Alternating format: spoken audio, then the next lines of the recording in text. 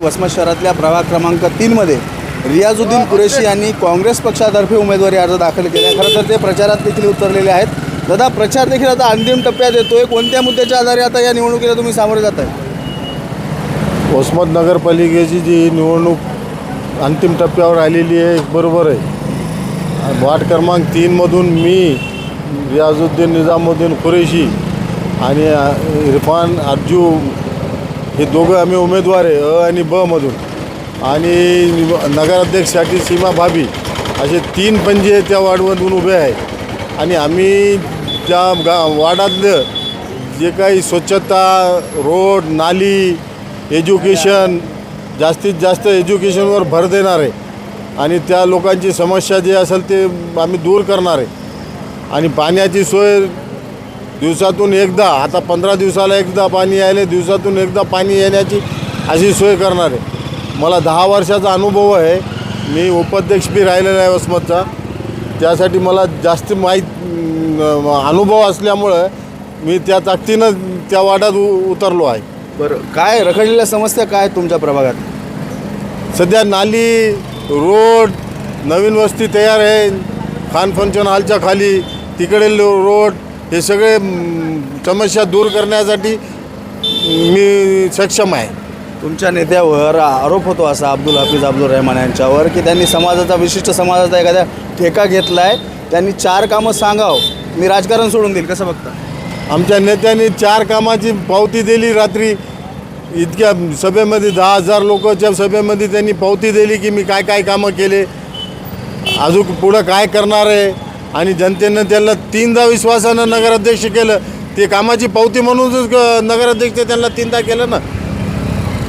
पहिले त्यांचे आम्ही बी विरोधात होतो, पण त्यांचे कामाचे पावती म्हणून आम्ही त्यांच्यासोबत आलो. बरं, मग का त्यांनी राजकारणाला बंद करून टाका?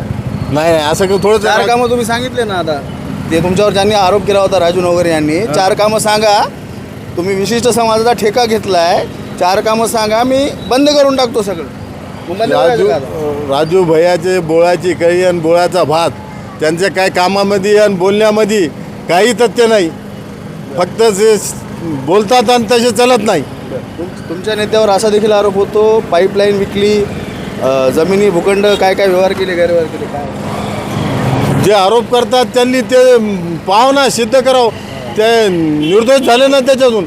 जनतेनं त्यांना ज्या आरोपामधून रिपीट नगराध्यक्ष त्यांना जनतेतून केलं, त्यांच्या विरोधात तेव्हा मीही उभा होतो. मला डावललं त्यावेळेस लोकांनी, त्यांना हे केलं. पण ते चुकीची त्यांनी हे केली म्हणून त्यांना लोकांनी पसंती दिली ना. मागच्या निवडणुकीत देखील तुमचे भाचे का तुम्ही निवडणुकीच्या रिंगणात होतात आणि यावेळेस पुतण्या तुमचा निवडणुकीच्या रिंगणात होता. आता यावेळेस काय स्वतः उभं राहिलात, काय होईल? मागच्या निवडणुकीत पुतण्या उभा होता आणि कमी मतांनी पराभव झाला त्याचा. आम्ही कुठंतरी कमी पडलो, त्या हिशोबाने त्यांचा पराभव झाला. आणि मला असं वाटलं की नवीन पिढीला चान्स द्यावा म्हणून मी ट्रायल बेसवर ते पुतण्याला उभं केलं होतं. पण यंदा असं पुतण्याचं आणि सगळ्याचं आमच्या घरच्याचं असं ठरलं आहे की काकानंच उभं राहावं, काकानंच हे करावं म्हणून मी उभं राहिलो. बरं, आता खरं तर तुम्ही भाजपाचे जे नगराध्यक्ष शिवदास बोटेवार यांचे खास मित्र आहेत. भाजपाने एकाच घरातल्या 5 जणांना नगराध्यक्षासह 5 उमेदवारी दिल्या.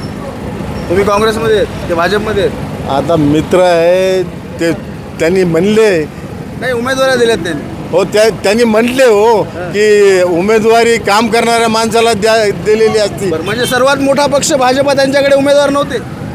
उमेदवार होते पण घरच्यावंतांना का डावलं? आता ते त्यांनाच विचारा ना तुम्ही.